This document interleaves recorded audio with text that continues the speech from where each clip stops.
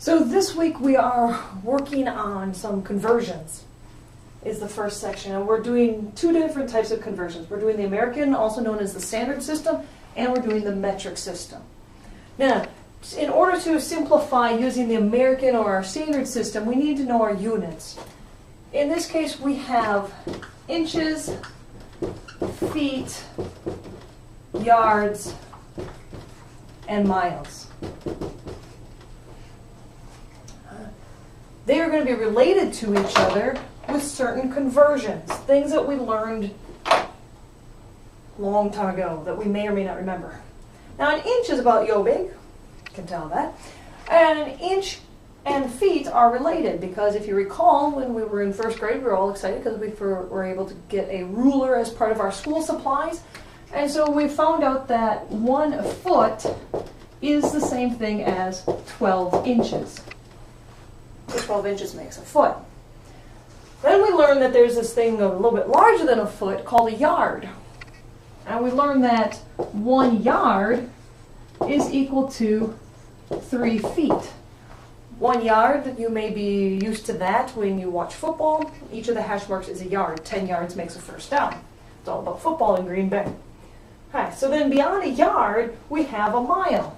And we know that 1 mile is the same thing as 5,280 feet. That's 5,280 feet. Now, how is that going to help us in our conversions?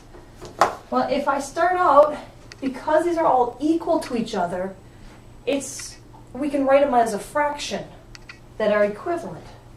So 1 foot is equal to 12 inches. I could write that as 1 foot over 12 inches. Remember, anything over itself is 1. Because these are equal to each other, they mean the same thing. So putting them on top of each other is the same as a 1. I could put the feet on top and the inches on the bottom, or I could do the reverse. I can put the inches on top and the feet on the bottom. Either way works just fine.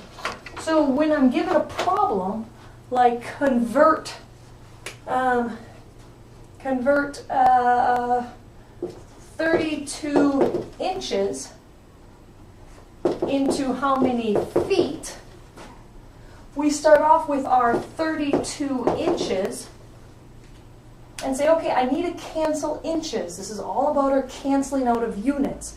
We also need to remember on fractions, anything on top that matches with anything on the bottom cancels out. So here I have inches. To cancel out inches, I need inches on the bottom. Now my end goal is feet. So I need inches on the bottom and feet on top. That's going to be using this conversion. So I'm going to take this 32 inches and I'm going to multiply it times my 1.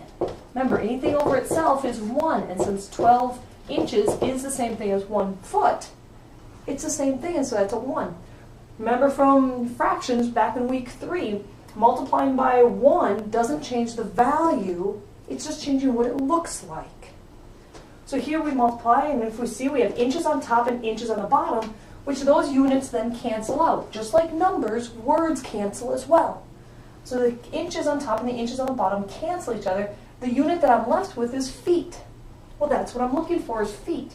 So now I take all these numbers that are on top and I multiply them together. As I'm running out of space that way, we'll go this way. 32 times 1, and then everything on the bottom gets multiplied, and then you divide the two. So we have 32 divided by 12 for our final answer.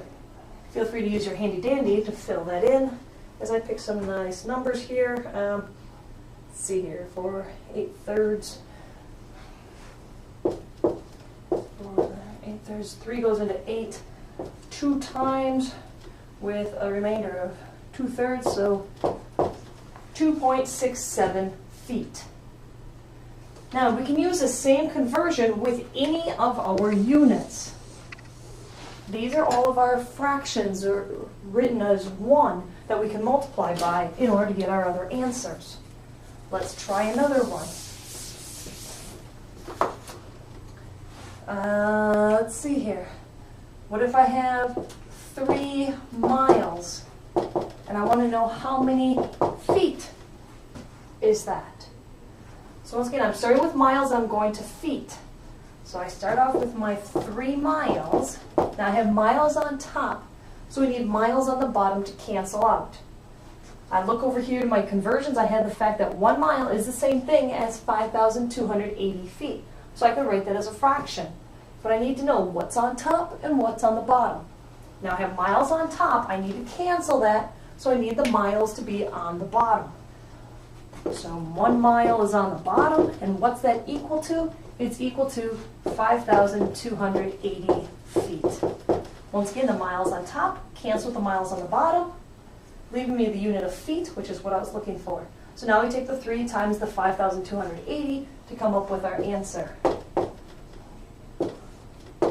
of 15,840 feet. Now we can use this for any of our conversions that we want to. The hardest one is going from miles to yards or yards to miles.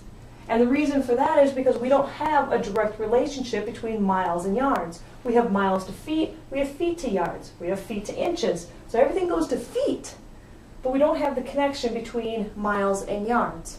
So that's going to be a 2-step problem. Let's set up one of those 2-step problems.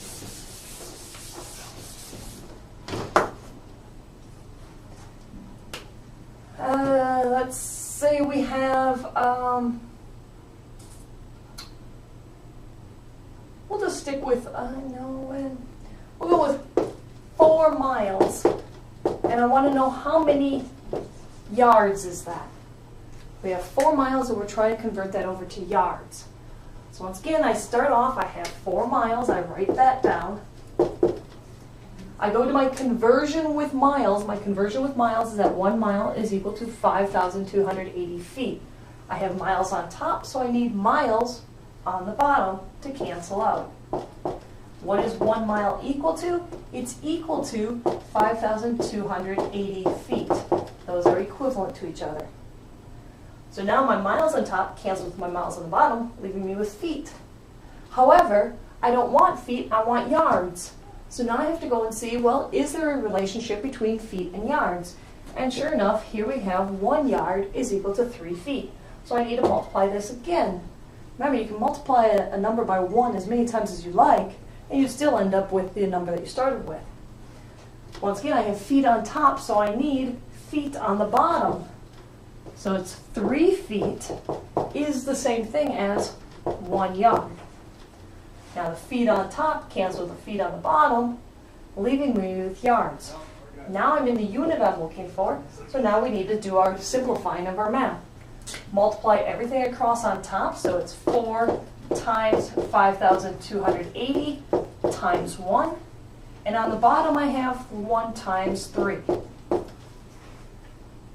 So go ahead and multiply that out to come up with the number of yards in 4 miles.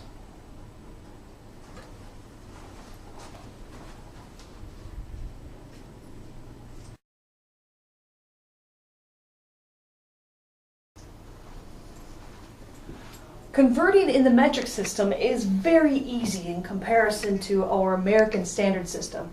Our American standard system, the reason that that's so confusing is we have all these different values. It's 12 inches to make 1 foot, but it's not 12 feet to make a yard, it's 3 feet. And then you've got this weird number like 5,280 feet that makes it a mile. The numbers are too weird. We don't understand where they come from. Which is why the metric system is a very nice system to go by. It would be nice if our country would switch over, but we won't, because we're like the Catholic Church, in which we're not wrong. Or it's too expensive to change all the signs. I'm not quite sure where it is. Well, here we go. We have the metric system. Now, the metric system, on the flip side, has more units than the American system. The American system, as we just talked about, has the small inch, the foot, the yard, and then the mile. So it's only 4 units. The metric system has 7 units. That's a lot more, but a lot of them are not used. But let's talk about what they all are to start off with. Their base unit is called the meter. The meter is very similar to our yard.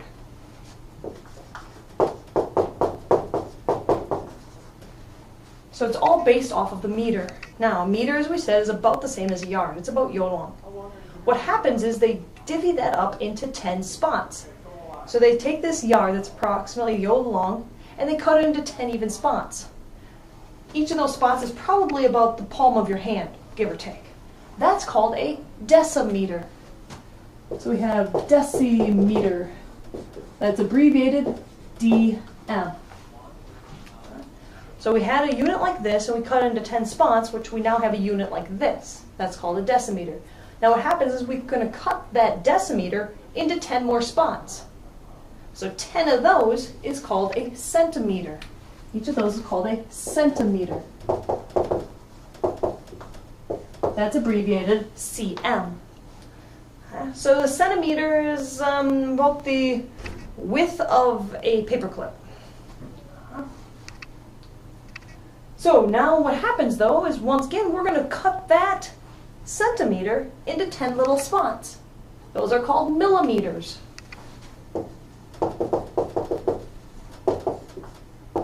Abbreviated mm. So we start off with a unit like this. That's a meter. Cut it into 10 spots. That's called a decimeter. Cut that into 10 spots, which means that each of the decimeters are cut into 10, which means that there are 100 centimeters in that meter. Remember, centi is that prefix meaning 100%. So cent means 100. So there are 100 centimeters in a meter. Now if I'm taking each of those centimeters and breaking that into 10, there are 1,000 millimeters in 1 meter. Okay? Those are abbreviations there. That's how we get smaller and smaller in the metric system. Now it also goes the other direction and gets larger and larger. So let's go back to our meter. We have our meter that's about yo long, and now what's going to happen is we're going to lay down 10 of those. And that's called a decameter. Now, deca is abbreviation like deci. Deci means 10. We're in our base 10 system, the decimal system. So this is another prefix meaning 10, but it's not exactly the same as that deci, it's deca.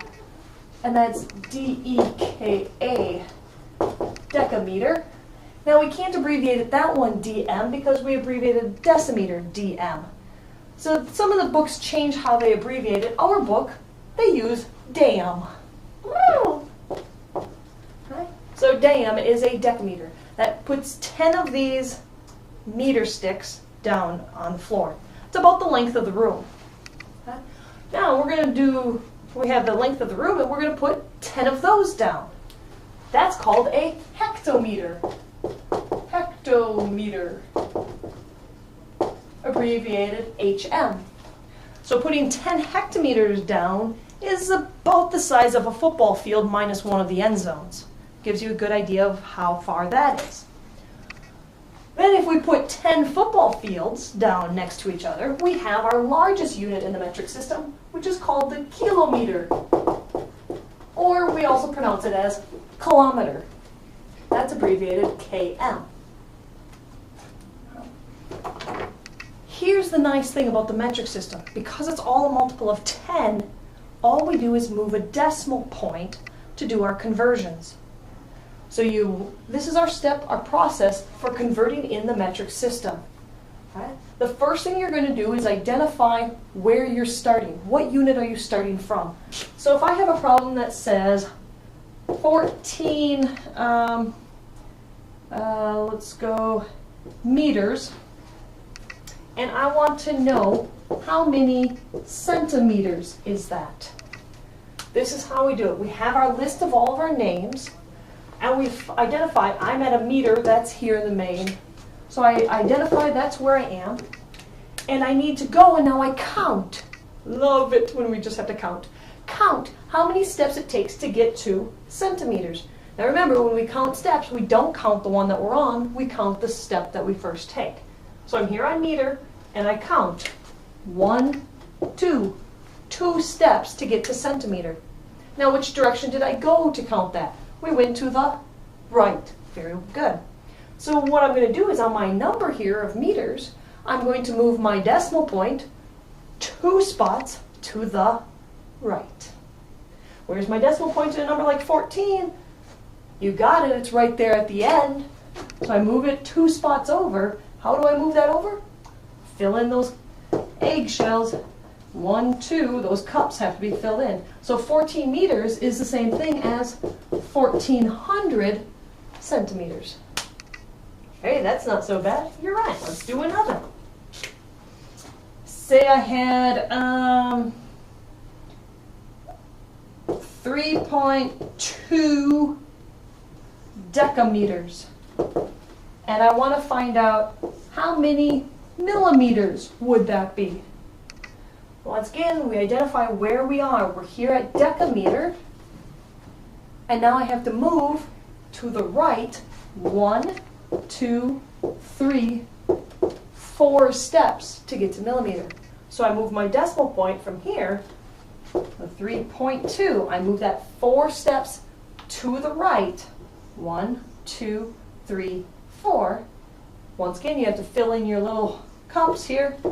So 3.2 decameters is the same thing as 32,000 millimeters. It goes the same if we go in the opposite direction. Say I start with,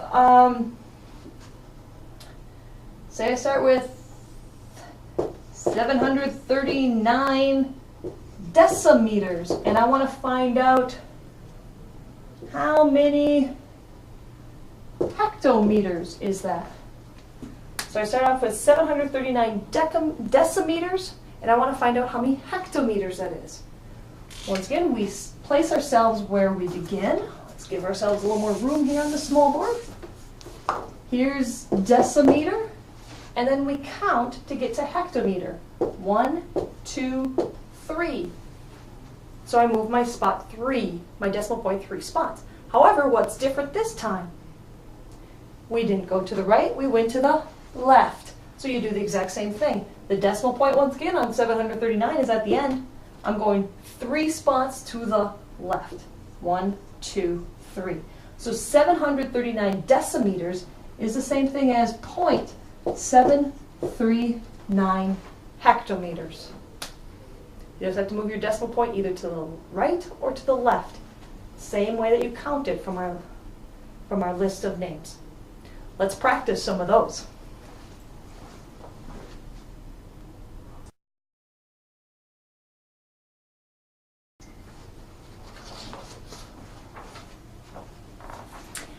This next section is about different types of angles and then also classifying triangles. Before we can identify the names of different angles, we need to be aware of what an angle is. Start off with just a little geometry lesson. You don't need to know all of this, but this is a point. If you have 2 points, you can connect them with what we call a segment. That's all nice. The segment can go on forever and ever in both directions. If that's the case, we call that a line. A line is just made up of a whole bunch of points on here. We also have something called a ray. It's a combination of a segment, which has these endpoints, and a line, which goes on forever and ever. So a ray has one endpoint and one arrow to indicate that it goes on forever and ever. Now, if we happen to put 2 rays together, sharing the same endpoint, the distance between the line segments of them, is called an angle. Angles for our class are measured in degrees. They could also be measured in radians, but don't worry, we're not going there. We have different kinds of angles that we could classify. So if we have an angle here that has one of our sides being straight down and the other one being straight up, we'll call that, it meets at this little corner jobby. That indicates that this is what we call a right angle. A right angle measures 90 degrees. There are no wrong angles, there are no left angles, only right angles. So that's one of our special angles, is the 90-degree right angle. If we have an angle that's smaller than that, say it looks something like so, an angle that's smaller than 90 degrees we call an acute angle.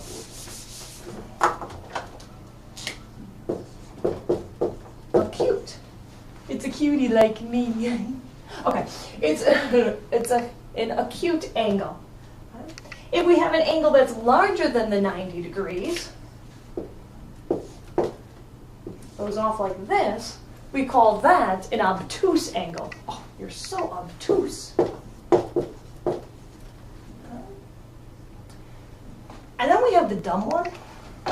If we have a ray that goes this direction and a ray that goes that direction, this angle is called a straight angle.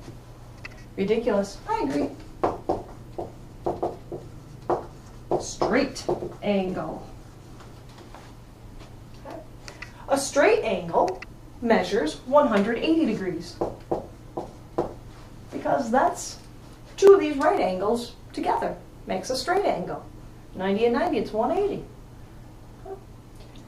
So then the question is, okay, those are the types of angles that we have. What happens if it goes greater than 180? What if I have a ray there, and then I have my other line going down here? What kind of angle is that? Oh, careful. These angles, remember, can be spun any way that you'd like. We only count angles between 0 and 180 degrees. If it's more than 180 degrees, we look at the smaller angle on the inside.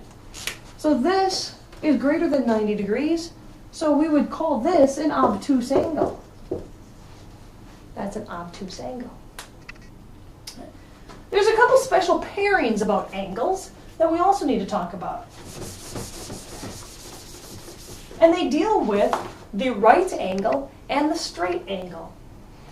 In the right angle, if we have another angle in here, another ray that cuts us into two spots, so we have this smaller angle down here and this little bit larger angle up here, we'll call this alpha and beta, just to throw some Greek letters at you because I know you want to learn Greek. Okay. If we put those two together, we notice that the two angles would add up to 90 degrees. There's a special name for that. Two angles that add up to 90 degrees are called complementary angles. Now notice the spelling of complementary. That's your English lesson for the day. You have to have that. It's not, oh, how do you do? You look very nice today. That's not complementary angles. That's a complement with an I. These are complementary angles with an E. I know, the stuff that you learned. Oh, and plie. Oh, interesting. Okay, so complementary angles are two angles that add to 90 degrees. So if you have one angle that's 30 degrees, its complement is 60 degrees. If you have a 60-degree angle, its complement is a 30-degree angle. So they are complements of each other. The two of them together are called complementary angles. Okay? That can help us. They don't have to be next to each other in this fashion with a right angle. It could just be two random angles drawn out wherever they want. But if the two angles add up to 90 degrees, they're called complementary angles.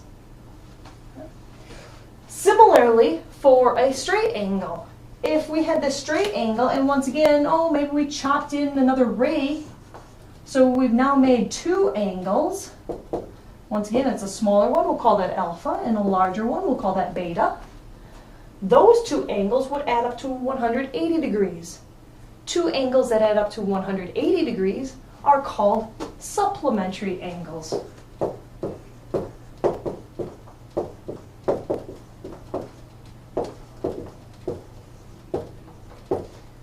Two angles that add up to 180 degrees.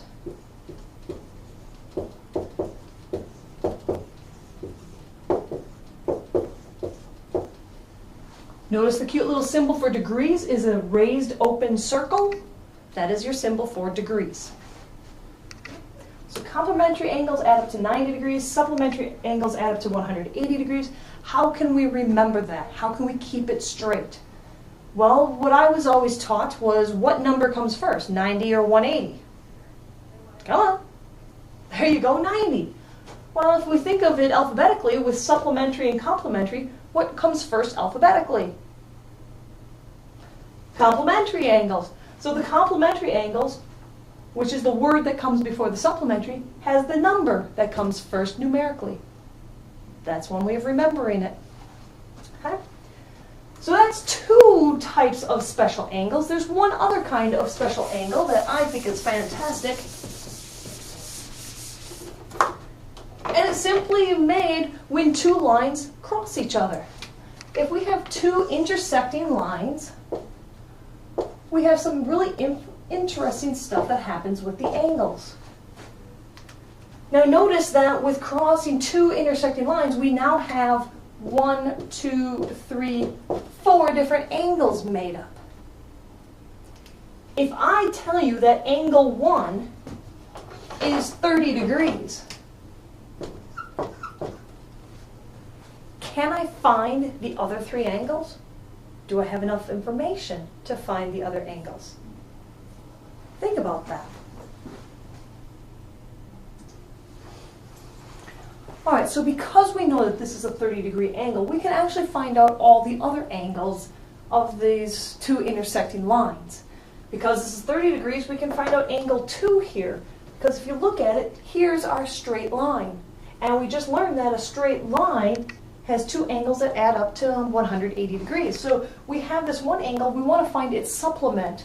So the supplement of that 30-degree angle, angle 2, can be found by taking 180 and subtracting that 30 degrees. So angle 2 is 150 degrees. All right, well, how does that help us with the other one? Well, similarly, if this is 150, we have a straight line here too, which means that we can find out angle 3 as well, because these two angles have to once again add up to 180 degrees. If this is 150 degrees, what's this one going to be? Yeah, 30. So now we have this angle as a 30 degree. Well, once again, I need to be able to find out that fourth side. Well, we have a straight line here with a 30 degree and that other one. So we can once again find out because those are two supplementary angles. They have to add up to 180 degrees. So 180 minus 30 is still 150 degrees. Huh. Interesting. As we just learned the one by going through using our supplementary angles, we found out all the other ones, and the angle up here and the angle down here are both 30 degrees. And interestingly enough, then the ones across from each other here are both 150 degrees. That's pretty neat. So when we've got two lines that cross, the angles across from each other are equal to each other. Ah. Those angles across from each other are called vertical angles. Vertical angles. And vertical angles are congruent. Now that's the geometric way of saying they're equal. So the angles across from each other, so there's two pairs of vertical angles when we have two intersecting lines. Remember, pair is two things. So I have two pairs. The first pair is this angle on top and the angle on the bottom. The second pair are the two across from each other on the sides. Those are vertical angles. We use vertical angles often. It's called scissors. We squeeze our fingers and it squeezes the blades on the other side. Why? Because we're decreasing this angle, which is going to decrease that angle to the same side. It's the same size. Oh, that's fantastic. So angles across from each other are called vertical angles. And they are always congruent, which once again, congruent just means equal in Mathland. So we have complementary angles that add up to 90 degrees, supplementary angles which add up to 180 degrees, and vertical angles which are equal. They're across from each other. They're always going to be equal to each other. All right. Now that we've identified our angles by acute, right, obtuse, or straight, excuse me, let's identify triangles the same way. Let's start that in the next one.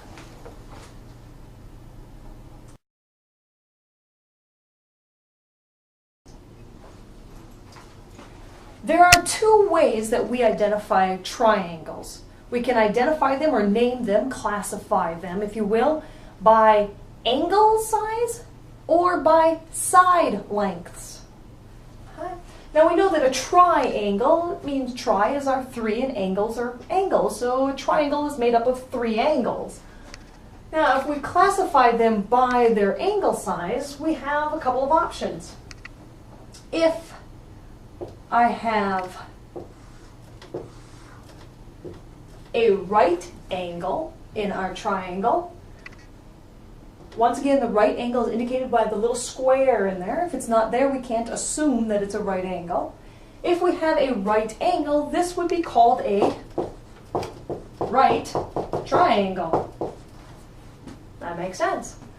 If we have one angle that's obtuse, or more than 90 degrees, less than 180, we would call this an obtuse triangle. And if all three angles, are less than 90 degrees, so they're all acute angles, we call it an acute triangle.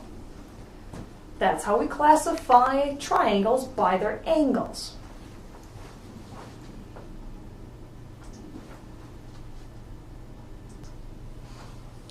The other way that we can classify triangles is by their side lengths. If all three sides are the same length, and that would be indicated with having these little hash marks. Every side that has a little hash mark on it indicates that it's the same length as another side that has the same hash mark. So if all three sides have a hash mark indicating that they are the same length, we call that an equilateral triangle.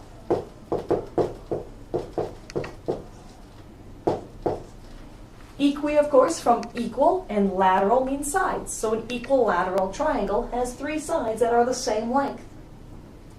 If only two of the sides are the same length, those we call Doritos. I love Doritos.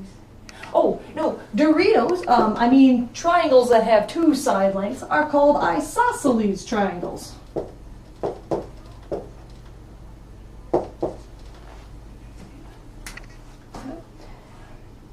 And then if, I totally messed up the spelling of that one. Let me try that one again. Isosceles. Isosceles. There we go. Doesn't look right on the board. If all three sides are of different lengths, then we call that a scalene. Scalene. That's from the word scalar, or a scalar is just a number, and it's indicating that all three of them are separate numbers. So we either have a scalene, an isosceles, or an equilateral triangle if we're labeling them by their side lengths.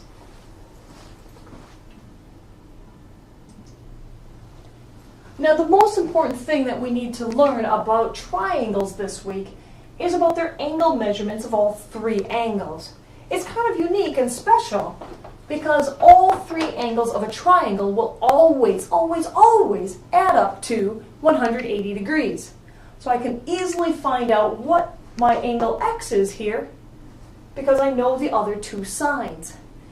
First thing we do is add up those two sides. So we have our 84 and our 62. That gives me 146 degrees, these two angles make up. And all three have to add up to 180. So then we just take that number of 146 from the 180, or 180 minus 146.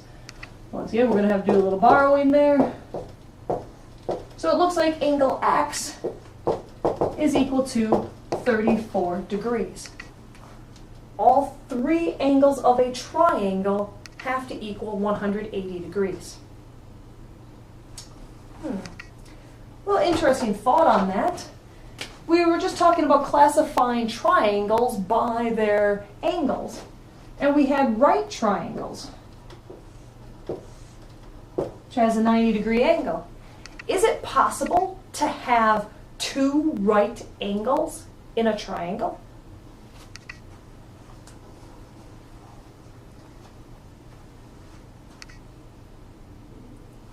Well, if right angle is 90 degrees, a second one would also be 90 degrees.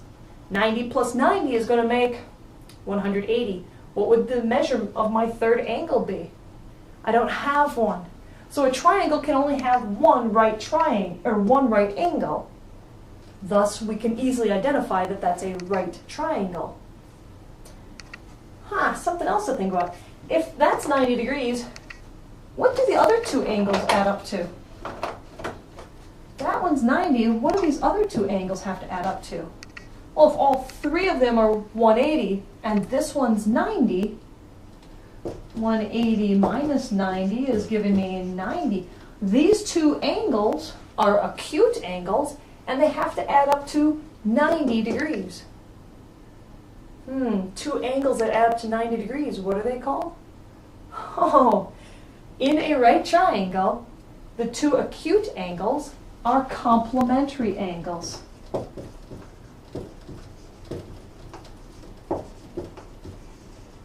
Because they have to add up to 90 degrees.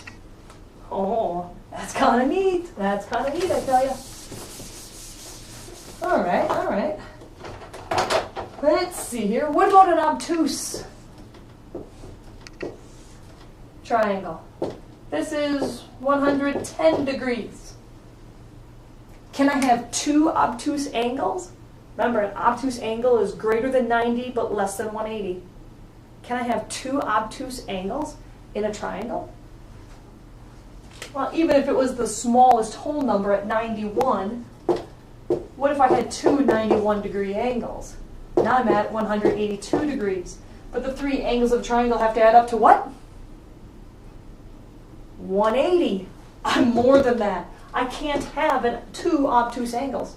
Could I have an obtuse and a right angle? No, that would make 181 degrees. Once again, I'm over 180.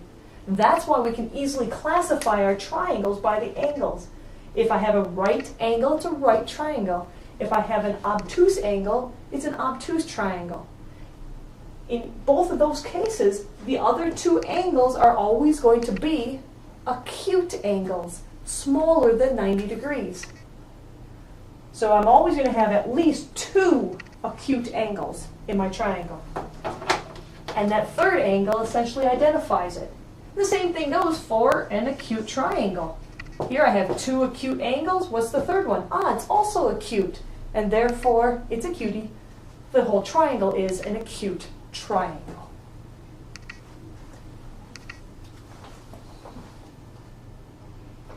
Now let's take some time and practice finding the other angle of a triangle.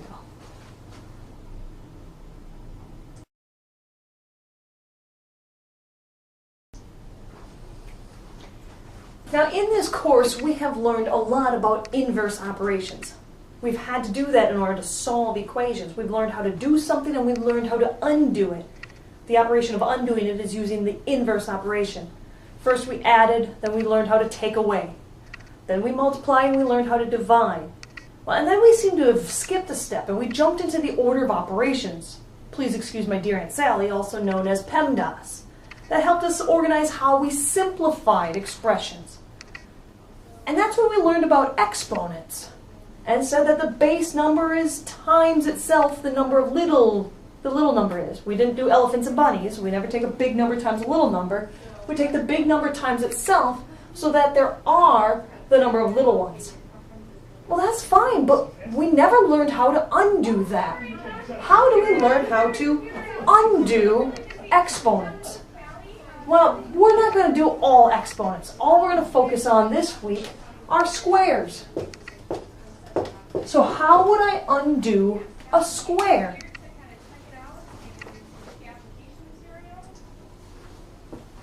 So we know that if I had a number like 7 squared, that did not mean 7 times 2. It means 7 times 7, which would give us 49. But if I had a number like 49 and said, well, gee, I got this number after I square it, how do I go back to the 7 that I started from? And that's what a square root does for us. It's a little bit of a scary symbol because it reminds us of long division, and we know how badly we don't like that. But it has a little extra boot on the end. That is called a radical sign or a square root symbol. Now, it's not going to exist by itself. You have to have a number underneath. The number underneath is called the radicand. The radicand can, the radicand can. So in this case, this would say, what's the square root of 49? So it's asking what number times itself is 49. That is key to keep track of when you're dealing with square roots. We're never, ever, ever, never, ever, ever, ever divided by 2. It's simply asking yourself, what number times itself? Remember, divided by 2 would be saying what number plus itself. Here we're multiplying. So what number times itself is, in this case, 49. That's the question that you ask yourself. What number times itself is 49? And we'd say, aha, I know this one, because we did it up here. The square root of 49 is 7. So it is 7. We've used the square root symbol, and so it's not there anymore. And the answer is simply 7. Another way of looking at that is that square root of 49 can be written as the square root of 7 squared. 7 squared means the same thing as 49. We figured that out up here. 7 squared is 49. So I can rewrite 49 as a square, and then it might be easier to see that a square and the square root cancel each other out. That's what inverse operations do for each other. I took 2 steps forward, I took 2 steps back. I'm back where I started from. I had a 7, I square it, I square root, I'm back to the 7. So a square and the square root cancel each other, leaving me that base number of 7. Now, in order to be able to do a lot of our squares, we need to know what those perfect squares are. 49 is called a perfect square because it is 7 times itself. So we need to be aware of what those perfect squares are so that we can simplify these a little bit easier. So you probably want to make a note of this and write this all down. What are our perfect squares? 1 is a perfect square. 1 is wonderful. It's a perfect everything. Because 1 times 1 is 1. 1 times 1 times 1 times 1 times 1 is still 1. That's why it's the god of Mathland. So 1 is a perfect square. And then you continue on. 2 squared is 4. So 4 is a perfect square. 3 squared, or 3 times 3, is 9. So 9 is a perfect square. And you can continue on. 16, 25, 36, 49, 64, 81, 100. Oh, keep going. 121, 144, 169, 196, 225, 256, and of course, x squared is a perfect square. Because how do you get x squared? X times x. So if you had any of these numbers as the radicand, the number underneath your radical sign, you have a perfect square, and the answer comes out to be a nice pretty number. Once again, I'll give you a moment to write those numbers down. What are they again? 1, 4, 9, 16, 25, 36, 49, 64, 81, 100, 121, 144, 169, 196, 225, 256, and x squared. So those are the numbers 1 through 16 squared, and of course x squared. So any of those would give us a number 1 through 16 if it was a radicand. Now, if it's not one of these numbers, what if I'm asking for the square root of 12? Well, now this is when it's the fun part. We get out our handy dandies. Yay, love the handy dandy. There's a square root button on your calculator. Now, it depends on which kind of calculator you have. If you have a single line display calculator, you actually have a symbol that is the square root sign. If you have that 2-line display calculator, I'm not sure if you have that or if it's a second function. I don't really remember. You may have on your x squared button, above that button, that square root symbol. And it might be just a square root, or it might be square root of x. Remember, in order to use the button or the symbol that's not on top of the button, but that's written above in that space, you need to use that second button. That same color that's the upper left-hand button on your calculator. So keep that in mind. Practice with some of these. Plug into your calculator. What is the square root of 49? We just did that one. You should know that answer. You should be able to play with it and come up with that answer. So take a little moment to play around with your handy dandy.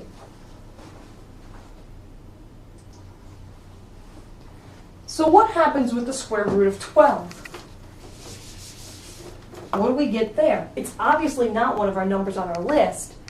So that means that it's not going to be a whole number. And if you realize, if you type around on your calculator, it fills up your whole calculator screen. So the square root of 12 is approximately, let's see, it's going to be 3.464. That's an approximation. We usually use wavy lines to indicate an approximation. So if we don't have an exact perfect square in this class, we're going to plug and chug in our handy dandies and round. Now how many spots did I round to? Count digits to the right of the decimal place. Those are your decimal spots. 1, 2, 3 decimal spots, which is equivalent to, what number has 3 zeros? Thousandths. So make sure that you review your rounding rules and read your directions carefully in this section. If it says to round to the nearest tenth, hundredth, or thousandth, how many decimal places will you have? Practice that, and then we'll come back and do an application.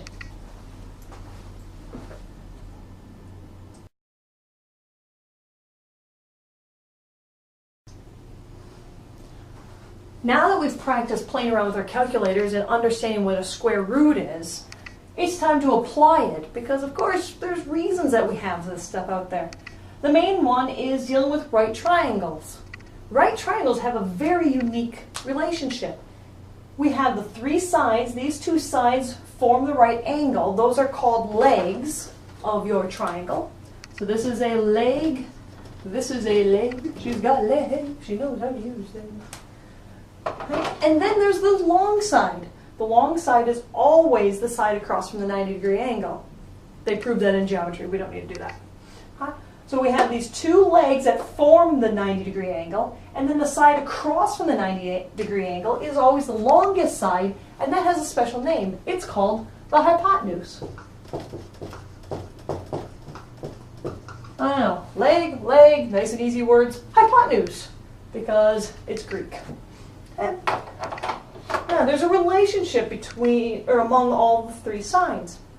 And what the ancient Greeks discovered, perhaps, and they gave Pythagoras the acknowledgement as if he came up with it, although he did not.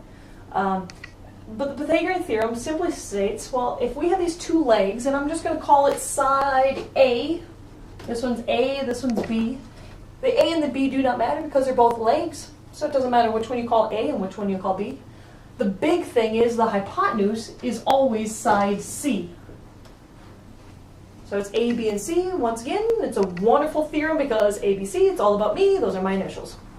All right, so this is the relationship for Pythagorean theorem. If you take side A and you square it, and you do the exact same thing with side B and you square that as well, and then if you add those 2 numbers, if you have a right triangle, every single time, that will equal side C squared. Now, visually, what does that mean? You may like this, you may not. But remember, A squared, that's literally making a square. So if I made a square off of this side, and I counted how many pieces were in there, and I made a square off of this side, and I counted how many pieces I have in there, so the area of those 2, it would equal, guaranteed, the same number of squares on the square if you make a square off of the long side, the hypotenuse. That's really cool. Huh? So anyway, let's go through an example of this. We have A, B, and C. Let's say A is 4 units and B is 3 units, and we're trying to find C. Well, to plug it in, we simply replace the A with the value of 4. So I have 4, don't forget the square. Only A is being replaced with the number, the square is still there, plus, now the B was 3, so I have to replace that with 3 and then square it, and that would have to equal C squared. And now we simplify using our order of operations. Please excuse my dear Aunt Sally, or PEMDAS says we have to do exponents first. Now be very careful here, no elephants and bunnies. What does 4 squared mean? 16, good. 3 squared is, now you're catching on, it's equal to C squared. Now we have to add 16 plus 9. Correct, 25. Now this is where we have to be careful. C squared is equal to 25. I don't want C squared, I want C. So I have to get rid of the square. Now the number one mistake students make is, oh, I'll just put the square over on this side. No. Remember, if I'm squaring on this side, it's not the same thing as squaring on this side. You need to do the inverse operation to cancel things out. So we need to cancel the square. And the way that a square is canceled is by the new item that we just learned about, square roots. So to cancel the square, I'm going to square root the C squared. Now if I do that on the right side, I've got to do the same thing on the left side. The square and the square root cancel each other. That's how I get C by itself, legally. And then I say, oh, what number times itself is 25? Or we, 5. So the length of the hypotenuse would be 5 units. Now let's face it, there aren't that many perfect squares. You saw our list up there. This is a very special triangle because all 3 sides are whole numbers. That doesn't occur that often. This is called the 3, 4, 5 triangle. And it's actually how the ancient Egyptians made their pyramids in perfect square bases. They used the 3, 4, 5 triangle. They would measure 3 units this way and 4 units that way, and when it measured 5 units on the diagonal, they knew they had a right angle. And that's how the pyramids are perfect. Pyramids, 4,000 years ago is when they were built. If that doesn't just show awesomeness, it's pretty impressive. All right, let's have you guys try one. Because like I said, they're not all going to be that pretty. What happens if I have a triangle? Oh, let's do something a little different here. Let's say this is 10 and this is 12. Can you find this side? Now, what's different about this? Make sure you identify your sides. This is not the hypotenuse. That is one of the legs. Maybe we want to call that A. Or you can call it X, or whatever your little heart desires. The equation, though, works the same way. We're going to take my A and square it. We're going to add to that my B. Now, which one's the B? 10 or the 12? Hypotenuse is always the longest side. It's always across from the 90-degree angle. So that means that the 10 down here is my B, so I have 10 and square it is going to be equal to my hypotenuse squared. So in this case, we don't have the 2 numbers on the same side of the equal sign. One's on the other side. Not a big deal, but you have to be aware of it. You can't just plug it in. You've got to think about where you're putting your numbers. Okay? Once again, you simplify squares first. Okay? Because we know what 10 squared is. 10 times 10, no elephants and bunnies, is 100. 12 squared, you know that 12 squared is 144. That's called a gross. Well-rounded. But now I need to get the a squared by itself. So how do we move the 100 to the other side? Correct. We subtract. It was being added, so we subtract. Let's go over here. So now we have a squared is equal to 44. I don't want a squared, I want a. So how do I get rid of the square? I'm not going to square 44. That's not what it's asking for. It says when I take some number and square it, I get 44. So how do we get the a by itself? We square root. That's the inverse operation. It's what cancels it. And if I do it to one side of the equal sign, I've got to do it to the other to keep it balanced. Square and the square root cancel, leaving me with just the a is equal to the square root of 44. Once again, woo-hoo. So the exact answer would be the square root of 44. That's the exact answer. But if it wants a decimal approximation, we'd say that it's approximately, once again, use a little curvy, wavy equal sign. Square root of 44 is approximately 6.633, I do believe. That's using Pythagorean's theorem. Exact answer, decimal approximation.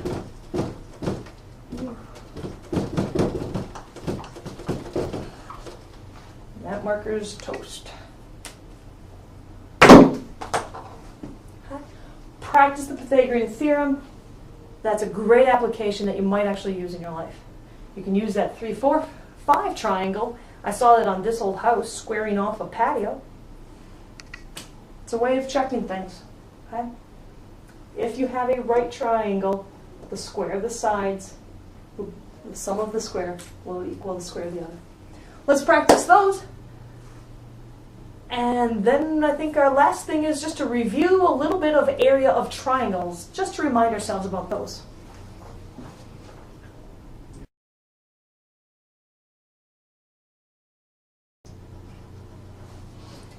All right, so the last thing that we're going to do today is just do a little review of something that we did back in week 3, and that's find the area of triangles. Now I want to interject this now because we just talked about Pythagorean theorem. Now you have to remember that Pythagorean theorem compares the side lengths of a right triangle. Area is filling in that space. How many little squares cover that space on top of it? Those are two different things, and I want to make sure that we keep it straight. So we just practiced Pythagorean theorem, which is just talking about the side lengths. But now I want to fill in that space. And so I just want to review that.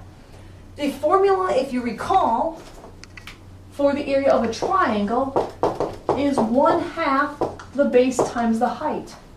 Now I do believe in class we decided that we didn't like fractions that much. And so we said, is there another way that we can look at that? And sure there is. 1/2 times the base times the height is the same thing as taking the base times the height and then dividing it by 2. That will work just as well.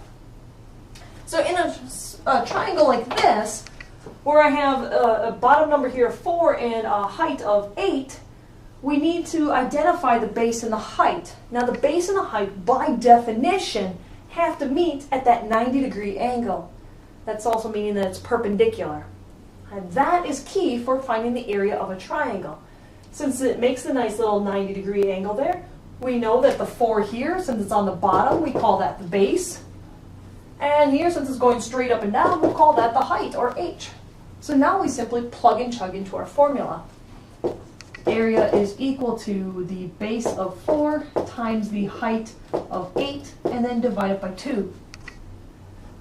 4 times 8 is 32, divided by 2 is 16. Now remember, area is always measured in square units.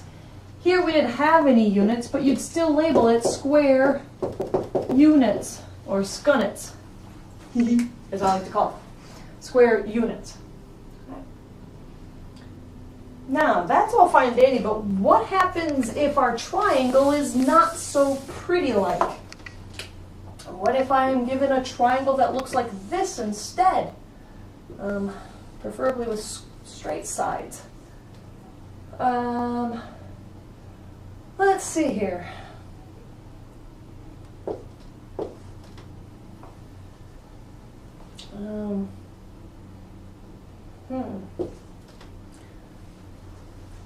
Can we find the area with just those two values?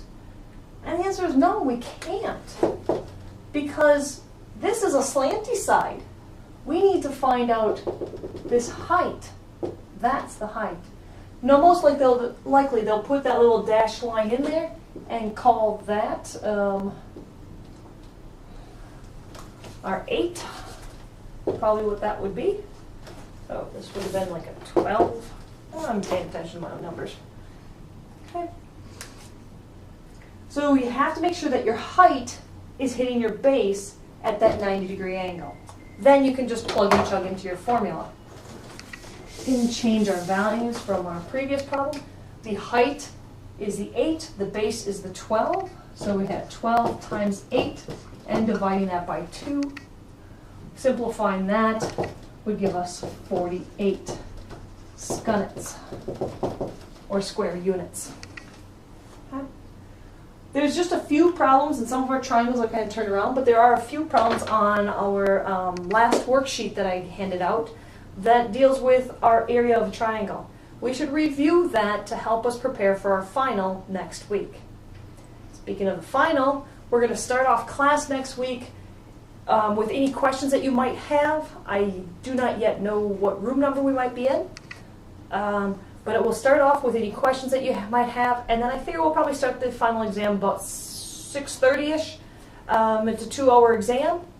Remember, there's 35 questions. You have to get 17 correct. Okay? If you are having questions on any of your review packet this week, please come in and see me. Okay? Or you can make a tutoring appointment with somebody else. Get the help that you need to make sure that it clarifies in your brain the correct steps. It's not all about pluggy and chuggy and handy dandy. It's about understanding the concepts. So make sure that you go through, understand how do I, what are the rules to. Maybe you want to write that stuff down. Oh, speaking of writing stuff down. For your final exam, ooh, big note, for your final exam, as long as you don't tell anybody, you can have half of a sheet of computer paper. So grab a piece of computer paper, fold it in half, preferably top to bottom, rip it off there, write anything on it, front and back, must be handwritten, cannot be typed. Typed means that you didn't necessarily do it yourself. I would suggest that you write out notes of, hey, what are concepts that I'm struggling with? Then shimmy it down into something smaller, and then place it onto your half of a sheet of computer paper for your final exam. You'll be turning that in at the end of the exam, so I'll need your name on it, but you can write your name on top of the entire thing when you're done. If you need all that space for your own writing, that's fine. I will be supplying scrap paper. You will supply a pencil. You can use a non-graphing calculator, so your scientific calculator, for the final as well. Okay. 35 problems, you need 17 correct. It auto scores it. It will let you know as soon as you submit what you got. Okay? That's it from me. Make sure that you're studying hard as opposed to hardly studying. And we'll see you next week. Have a great one.